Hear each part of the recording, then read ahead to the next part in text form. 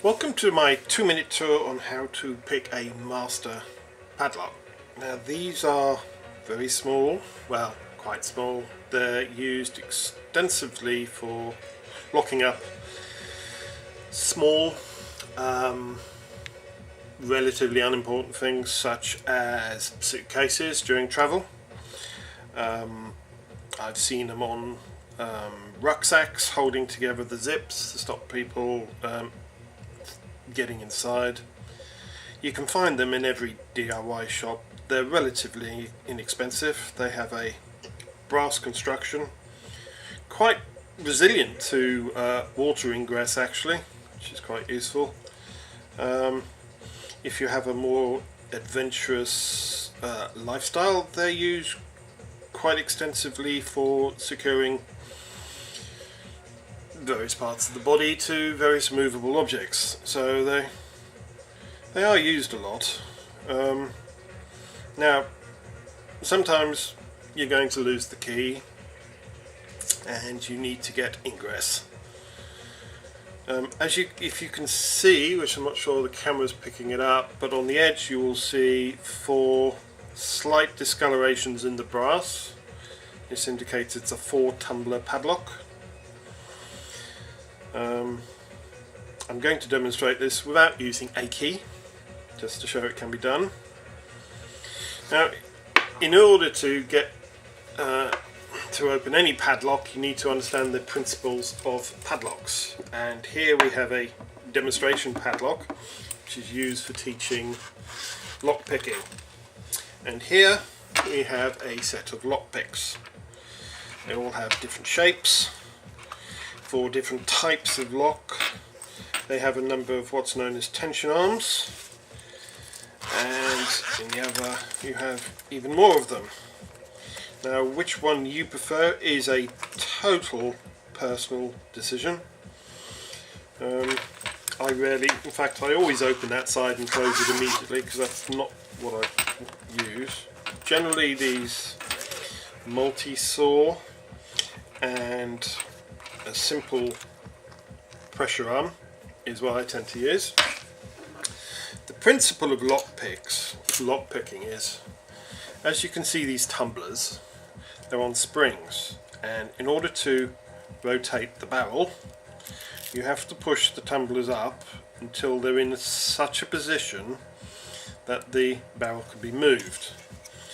Now the idea is, by putting in the tension bar, because all these things have a little bit of give, so you put it in the tension arm and put a little bit of, well, you put some pressure on it. How much is really based on experience, and then using the lock pick you gently push up the tumbler, as you see on this one here. I'm pushing it up, and when it gets past a certain point the pressure of the tension arm will stop it dropping down.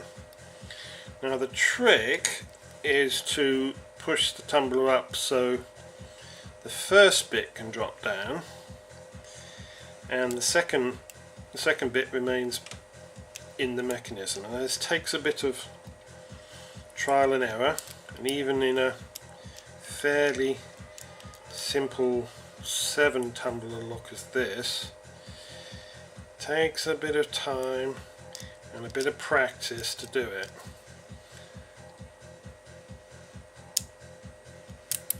But I'm not going to bore you with that, because this will take me about 4 or 5 minutes to get into. In fact, in order to get into this, because it's only got 4, you could use the same mechanism, but it's small. As you can see, it's small, and all this stuff gets basically in the way. But you still got 4 tumblers to worry about. So we're going to put away the official lock picking kit and open up what I call my lock picking kit. This is in fact a set of crochet hooks. I'm taking out a small crochet hook. Ignore the tumblers, these things at the top, totally ignore them, they're not relevant on a master, and push your rigid, solid, firm object in gently and feel around the back. Now in the back there is a little, well, lever I guess you could call it, that when you twist it and you push it away from the tumblers, the lock will open like that. See?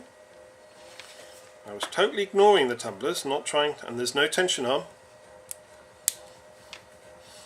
Do it again. Push it in, feel around, bingo, open. Now this is a demonstration. If you're quick and in a hurry, you know, you can do it in a second. So maybe your rucksack is not that safe. Of course, maybe you don't have a set of crochet hooks.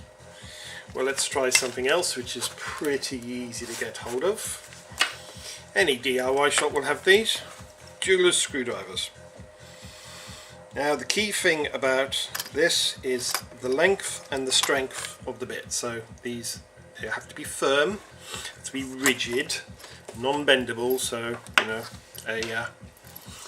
a bent paper clip won't do. But again, in the middle, ignoring the tumblers, straight down the middle, and oh, there you go.